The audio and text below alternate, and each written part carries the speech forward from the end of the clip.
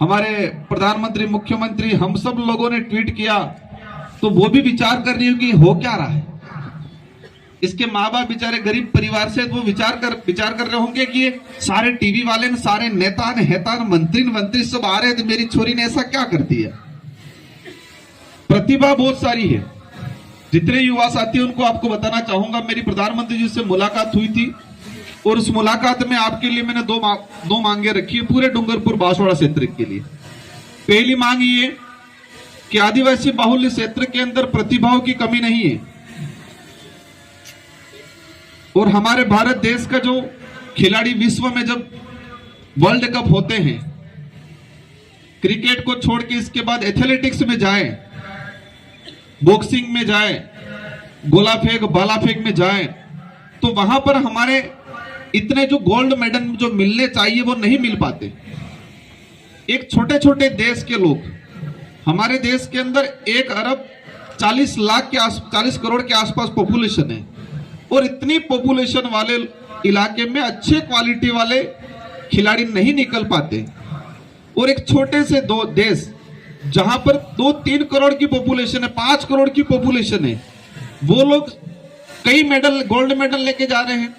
तो हमने कहा है कि हमें यहां पर खेल विश्वविद्यालय की जरूरत है और मैंने प्रधानमंत्री जी को कहा है कि संसदीय क्षेत्र डूंगरपुर बांसवाड़ा में खेल विश्वविद्यालय खोला जाए ताकि प्रतिभा निकले यहां से, और प्रतिभा निकलेगी तो बांसवाड़ा डूंगरपुर का नाम रोशन करेगी तो करेगी, लेकिन देश का भी नाम रोशन करेगी विश्व में जाके।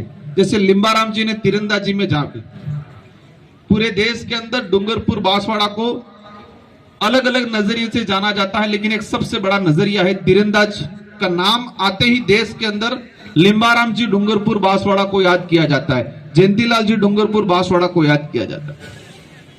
तो इसी तरह हम अन्य क्षेत्र के अंदर भी कोशिश करेंगे। स्किल डेवलपमेंट को लेके भी मैंने डिमांड रखी है कि इस इलाके के अंदर, अलग अलग इलाके में स्किल डेवलपमेंट को लेके केंद्र खोले जाए। तो इन सारी चीजों को लेके अपन प्रयास करेंगे। मैं आप सबको अंत में 2-3 बातें बताना चाहूंगा। उम्र जो है, ये टाइम जो है, मतलब एक तो अपनी उम्र हो गई और एक दिन का जो समय है, सूरज उगता है वो रुकता नहीं है, चलता ही रहता है। हमें उसके अनुसार भागना पड़ता है। जैसे कि मैं भाग के आया, मैं रात को कहीं लेट कार्यक्रम था, लेट पहुंचा, सुबह फिर जल्दी जल्दी निकलने की कोशिश की, घर पे कई मेहमान आ गए तो जल्दी जल्दी मुझे भागना, ये सूरज, ये समय नहीं रुका, मुझे भागना पड़ा उसको मैनेज करने के लिए। तो वही चीज उम्र में है कि उम्र चलती रहती है, बाल्यावस्था से युवावस्था, युवावस्था से वापस प्रौढ़ अवस्था, उस चलता रहेगा ये पहिया। तो सबसे बेस्ट जो पहिया है, बेस्ट समय है वो 17-18 साल से लगा के 30 साल के बीच का। हर व्यक्ति का जीवन निर्माण करने का जो बेस्ट समय है वो यही समय है, 17-18 साल से लगा के 30 साल के बीच में, कि उसको आने वाला भविष्य कैसे तय करना है, किसका बुढ़ापा कैसा होगा, ये तय 16-17 साल से लगा के 30 साल के बीच में हो जाता है।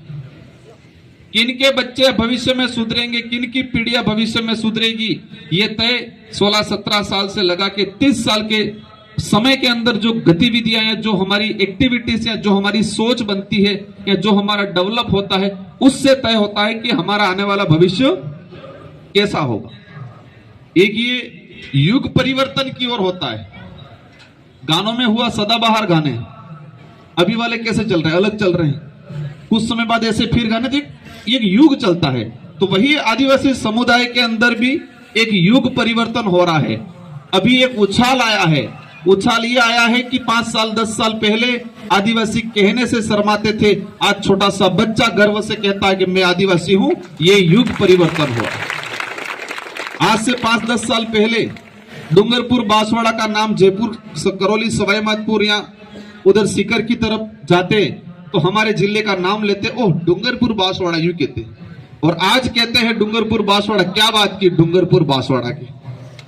ये परिवर्तन हुआ। मतलब 5 साल पहले अपन जाके बताते, मैंने सीकर से बीएड किया, पूछते कहां से, डूंगरपुर से। और आज ही जी का सीकर में जाके डूंगरपुर बांसवाड़ा कोई बच्चा बताएगा कहां से, डूंगरपुर, क्या बात की डूंगरपुर बांसवाड़ा। ये परिवर्तन हुआ। क्योंकि हमारे इलाके को कमजोर समझा जाता था, कमजोर है नहीं, कमजोर है नहीं। बस दिक्कत यह है कि हमको अवसर नहीं मिल पाता है, हमको दिशा सही नहीं मिल पाती है, हमको मार्गदर्शन देने वाले सही नहीं मिल पाते हैं, और असुविधा, भौतिक असुविधा होने के कारण हम लोग आगे नहीं बढ़ पा रहे हैं। लेकिन हम जी जितने जो समाज सेवी, जितने जो जनप्रतिनिधि बैठे हैं, हम हमारी ओर से कोशिश करेंगे कि आप पे जो मेहनत करेंगे, आने वाली पीढ़ी पे जो मेहनत करेंगे, अभी परिणाम मिले नहीं मिले, लेकिन इसका अवश्य परिणाम आने वाले 10 साल बाद मिलेगा, जो हमें आने वाली पीढ़ियों के लिए उज्जवल भविष्य का निर्माण होगा। इन्हीं शब्दों के साथ सारे खिलाड़ियों को मेरी ओर से खूब खूब शुभकामनाएं। दिल से खेलना है, अपने शरीर को बनाना है मजबूत, खा पी के मजबूत,